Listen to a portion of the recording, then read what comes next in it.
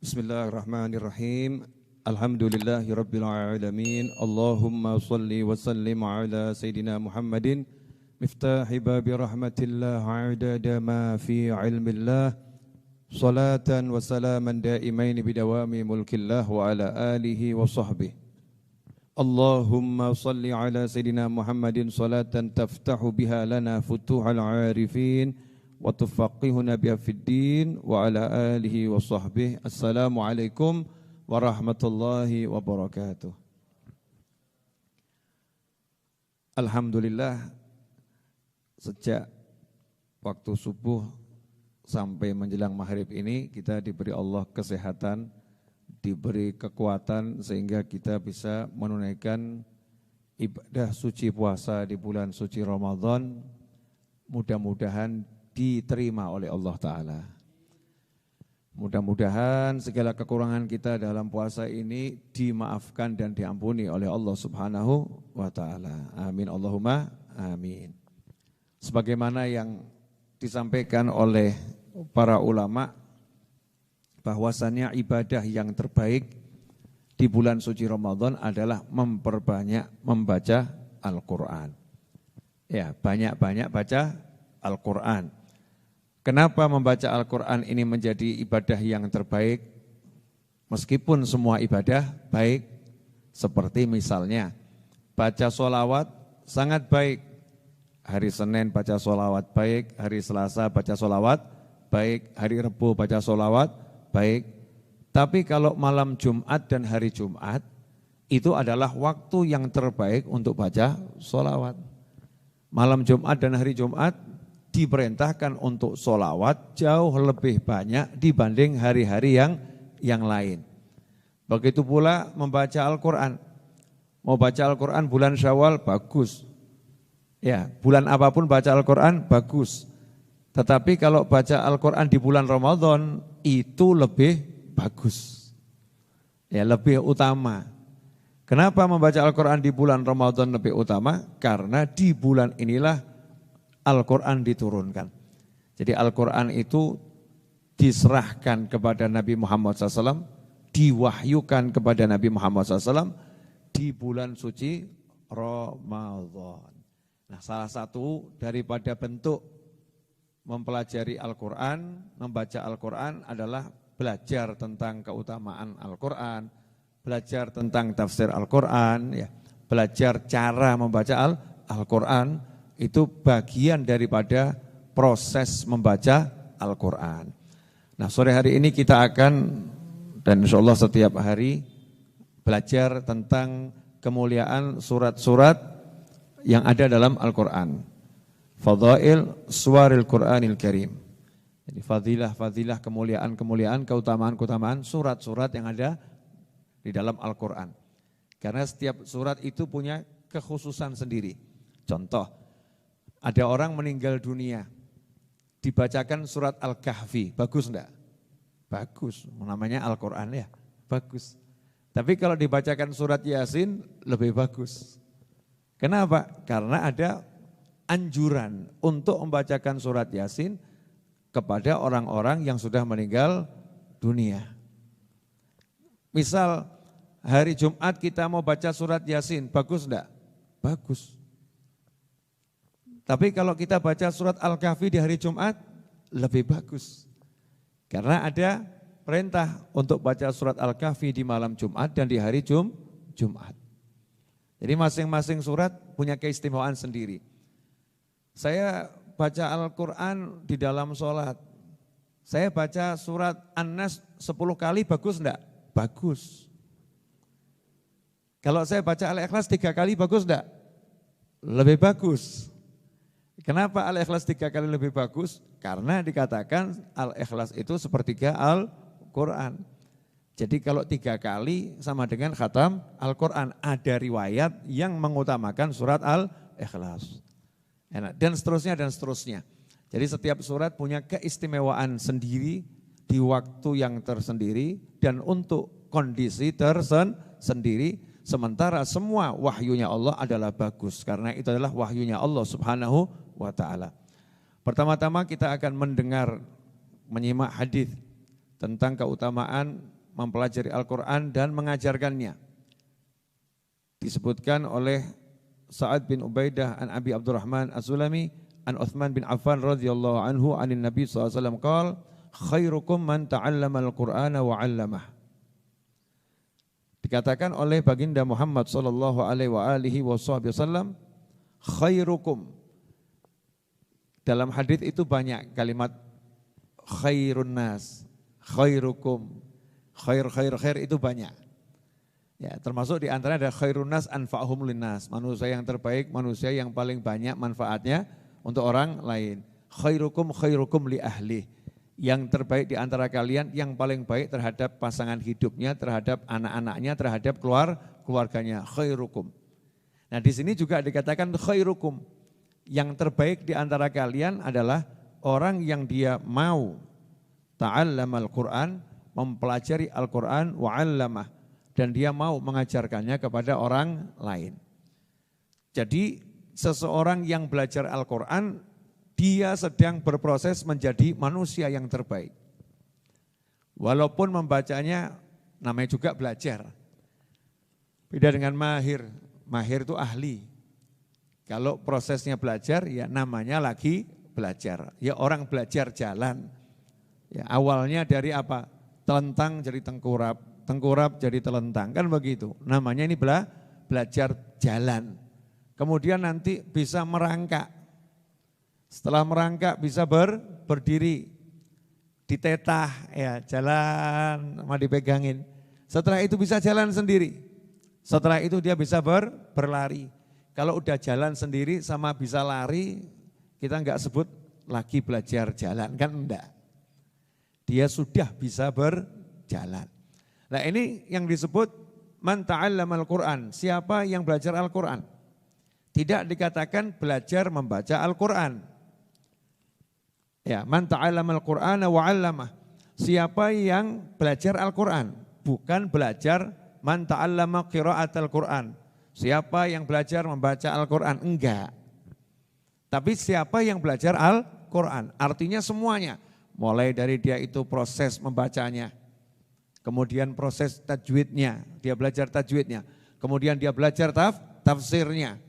Ya, kemudian dia belajar mengamalkannya dalam kehidupan sehari-hari. Tentang Al-Quran ini semua menyebabkan pelakunya yang mempelajari Al-Quran di segala bentuknya tadi, baik cara membacanya, kemudian mungkin ada yang lagunya, ya, kemudian ada yang mempelajari tajwidnya, kemudian tartil atau tilawahnya, kemudian tafsirnya, kemudian takwilnya, itu lagi berproses menjadi manusia yang terbaik. Berproses. Nah, makanya ini kabar gembira buat kita semua. Orang yang belajar Al-Quran dan mengajarkan Al-Quran, dia adalah manusia yang terbaik. Kalau kita pengen menjadi manusia yang terbaik, pengen anak-anak kita menjadi manusia yang terbaik, pengen keluarga kita menjadi keluarga yang terbaik, pengen masyarakat kita menjadi masyarakat yang terbaik, maka kita harus menjadi pribadi yang suka mempelajari Al-Quran. Kalamullah ini. Wahyunya Allah. Kok kita tinggalkan? Ya, hadzal Qur'ana mahjura. Sesungguhnya kaumku meninggalkan Al-Qur'an. Ya meninggalkan Al-Qur'an. Bacaannya ditinggalkan, pengamalannya ditinggalkan, memahami sesuai dengan apa yang dipahami oleh Nabi SAW juga ditinggalkan. Enggak mau lagi menerima tafsirnya para ulama, mulai nafsirkan dengan kepalanya sendiri. Na'udzubillah min dzalik. Diarti-artikan sesuai maunya sendiri, naudzubillah min dzalik. Tapi kalau dia tetap mau belajar sesuai kaidah yang diterapkan oleh para ulama dalam pelajari Al-Quran, maka dia akan menjadi manusia yang terbaik. Dalam riwayat yang lain dari Sayyidina Anas bin Malik radhiyallahu anhu qala Rasulullah sallallahu alaihi wasallam khiyarukum man ta'allama al-Qur'ana wa 'allamah. Kemudian di dalam hadis riwayat Abdullah bin Mas'ud radhiyallahu anhu qala khairukum man qara'a al-Qur'ana wa aqra'ah. Ya, khairukum man qara'al Qur'ana wa aqra'ah. Dari Sayyidina Anas bin Malik radhiyallahu anhu, Rasulullah bersabda SAW, yang terbaik di antara kalian seseorang yang dia mempelajari Al-Qur'an dan mengajarkannya kepada orang lain. Sementara dalam riwayat Sayyidina Abdullah bin Mas'ud radhiyallahu anhu berkata, khairukum man qara'al Qur'ana wa aqra'ah. Ini kalimatnya Sayyidina Abdullah bin Mas'ud radhiyallahu anhu. Qila rafa'ah qala na'am. Kemudian ditanya, apakah Sayyidina Abdullah bin Mas'ud ini menganggap ini ucapan beliau sendiri atau ini ucapan Nabi SAW? Oh, itu ucapannya Rasulullah SAW. Hanya saja kalimatnya dengan kalimatnya Sayyidina Abdullah bin Mas'ud radhiyallahu anhu, untuk hati-hati, hadis marfu'. Khairukum man qara'al Qur'ana wa aqra'ah. Yang terbaik di antara kalian yang membaca Al-Qur'an dan membacakannya kepada orang lain, mengajari orang lain bisa membaca Al-Qur'an. Ini semua akan menyebabkan seseorang menjadi manusia yang terbaik. Ikhwani rahimakumullah.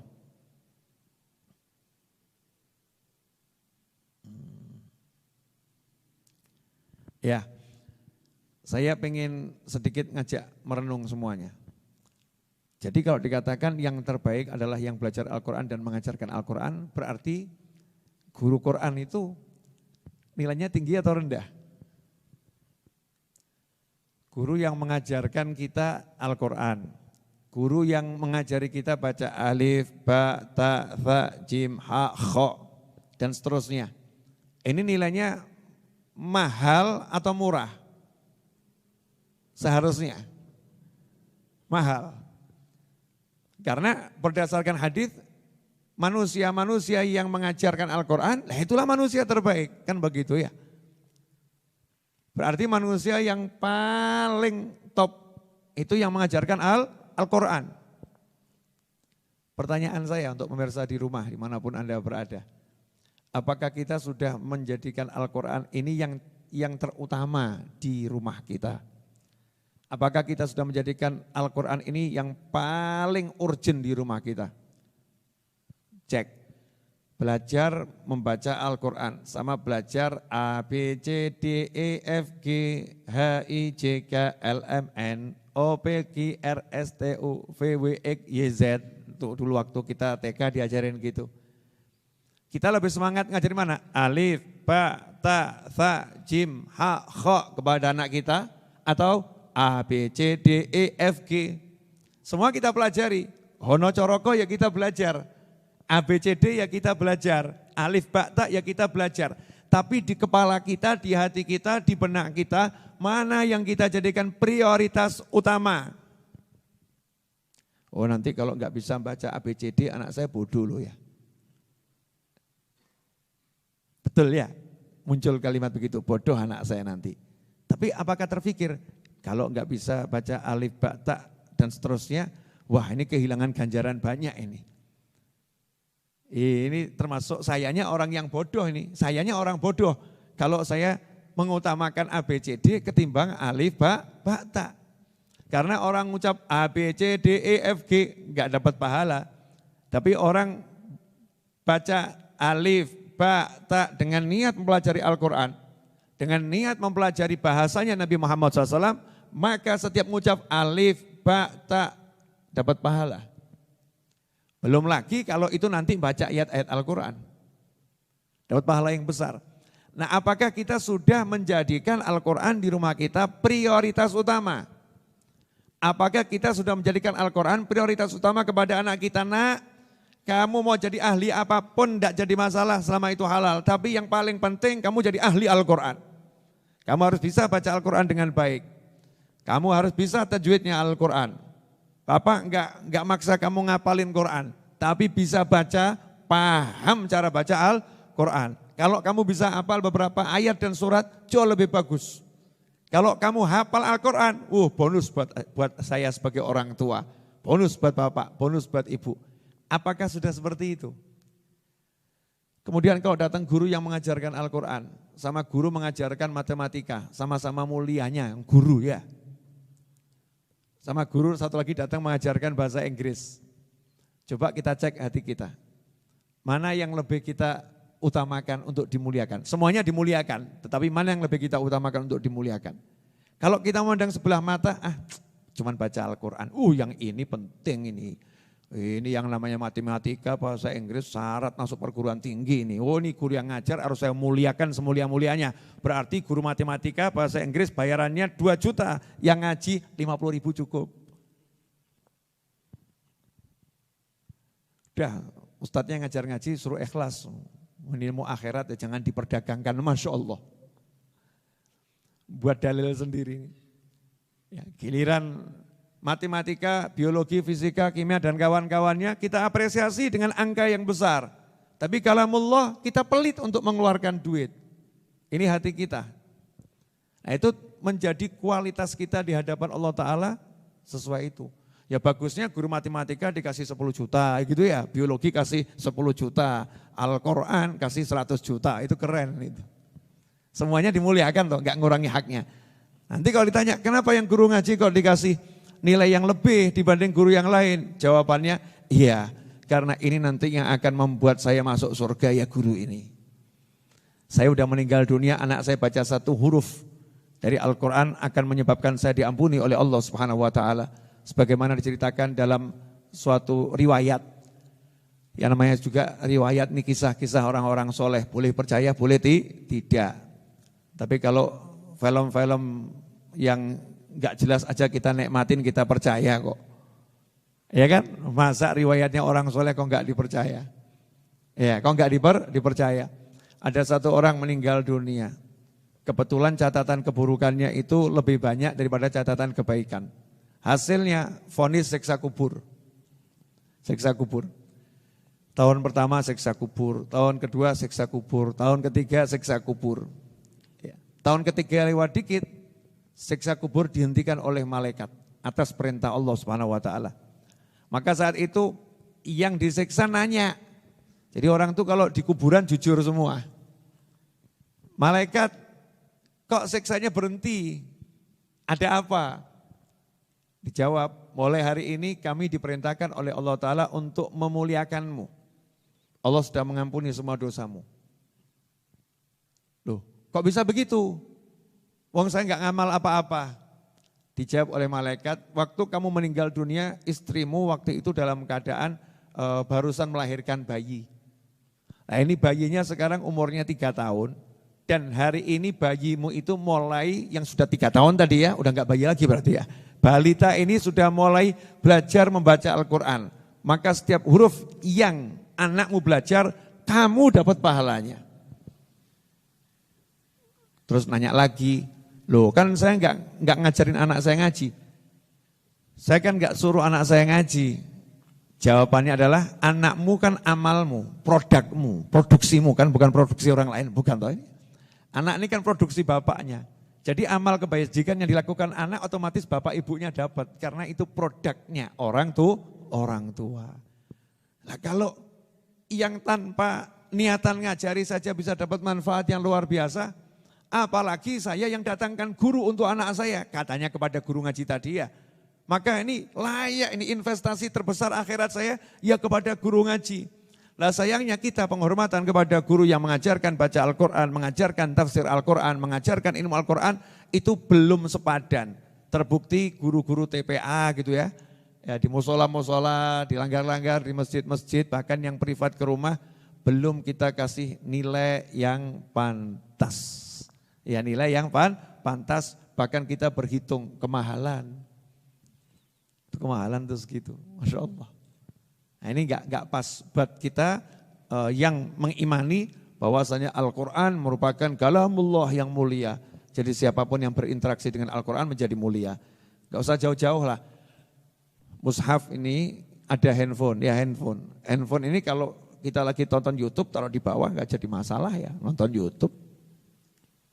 Betul kan? Ya mungkin juga enggak diciumin handphonenya. Enggak diciumin. Ya kecuali kalau ada foto-foto yang enggak jelas, naudzubillah min dzalik gitu.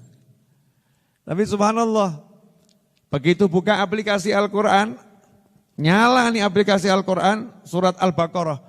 Handphonenya apa mau ditaruh di lantai? Enggak, langsung ditaruh di atas, dipegang tinggi. Hormat sama handphone? Enggak, sama aplikasi mushaf. Kemudian dicium, ciumin handphone, bukan, ciumin aplikasi mushaf. Ini handphone jadi mulia seketika gara-gara aplikasi mushaf. Mushaf Al-Quran. Sampulnya. Sampulnya itu kalau pisah dari Al-Quran, dari mushafnya, sampulnya pisah. Sama orang mungkin dia ditaruh di lantai, cuman kertas biasa buat nutupin gitu ya, sampul. Begitu kertas biasa ini nempel di mushaf, maka kertas biasa ini diciumin sama orang. Kan bukan dibuka pas suratnya ya, surat Yasin diciumin gitu kan enggak. Yang diciumin apa? Ya sampulnya diciumin. Diletakkan di atas, dipegang, didekap, di tempat yang mulia, diletakkan yang mulia. Kenapa nih sampulnya ikut mulia? Ya gara-gara sampulnya berhubungan sama Al-Quran, sama mushaf tersebut. Lah kalau kertas jadi mulia, kertas dimuliakan. Lah manusia yang ngajarin Al-Quran kok enggak kita muliakan ini loh. Ini kita nih gimana, enggak jelas kita ini. Kertasnya kita bersihkan. Kertasnya ini ya kita bersihkan, yang jadi mushaf itu ya. Bukan di dalam yang ada tulisannya ayat-ayatnya, saya enggak ngomong itu. Sampulnya kita bersihkan, sampulnya kita indahkan, kemudian sampulnya kita hargai. Lah kok manusia yang di dalam dadanya ada Al-Quran, hafal Al-Quran enggak kita muliakan? Lah kok manusia yang mengajarkan Al-Quran enggak kita muliakan? Kemudian kita lihat, oh fakir, miskin. Orangnya miskin. Orangnya biasa-biasa. Orangnya enggak terkenal. Jadi kalau yang dihormati bukan Al-Qurannya, terkenalnya. Kalau ustadznya penghafal Al-Quran terkenal langsung, ustadz, Masya Allah, terkenal ustadznya. Ustadznya biasa-biasa saja, hidupnya susah, enggak kelihatan punya duit, ya, enggak kelihatan punya pakaian yang bagus, sebelah mata. Berarti kita enggak menghargai Al-Quran ini. Kalau kita menghargai Al-Quran, kita muliakan Al-Quran, maka siapapun yang berinteraksi dengan Al-Quran, kita muliakan luar biasa. Kenapa? Khiyarukum. Golongan terbaik kalian, khairukum, yang terbaik di antara kalian. Nah ini mudah-mudahan yang sedikit ini berkah dan manfaat. Ya, tidak terasa 20 menit saya bicara. Ya kurang lebih 20 menit. 20 menit itu cepat atau lama? Nah, lama tuh katanya. Kalau Ramadan gini 20 menit lama.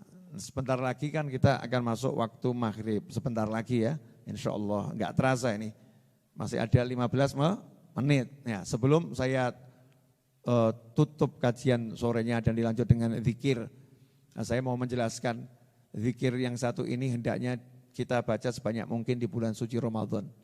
Ya zikir, tadi kan amal yang sebutnya baca Al-Quran. Selesai ngaji jangan berhenti. Fa idza faragta fansab.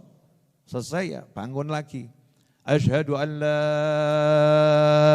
ilaha illallah astaghfirullah nas'alukal jannata wa na'udzu bika minan nar. Asyhadu an la ilaha illallah astaghfirullah nas'alukal jannata wa na'udzu bika minan nar. Asyhadu an la ilaha illallah astaghfirullah nas'alukal jannata wa na'udzu bika minan nar. Allahumma innaka afuun tuhibbul afwa fa'fu anna. Allahumma innaka afuun tuhibbul afwa fa'fu anna. Allahumma innaka afuun tuhibbul afwa fa'fu anna ya karim. Terus diulangi lagi.